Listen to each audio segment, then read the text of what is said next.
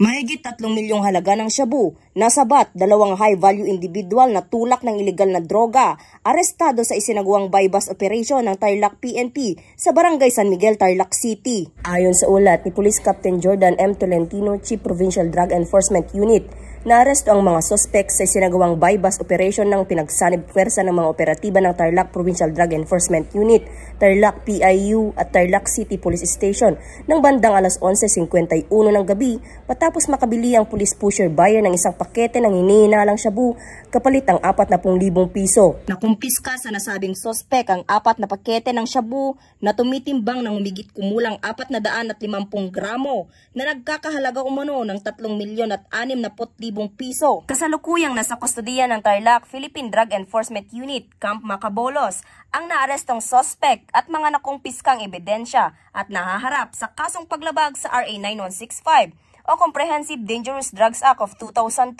Patuloy ang Tarlac PNP sa pagsasagawa ng mga proaktibong operasyon upang tuluyan ng puksain ang paglaganap ng ilegal na droga sa buong probinsya. Mula dito sa Tarlac Police Provincial Office, ako ang inyong PNN correspondent, Patrolwoman Maria Ella Garcia, alagad ng batas, tagataguyod ng Balitang Pulis.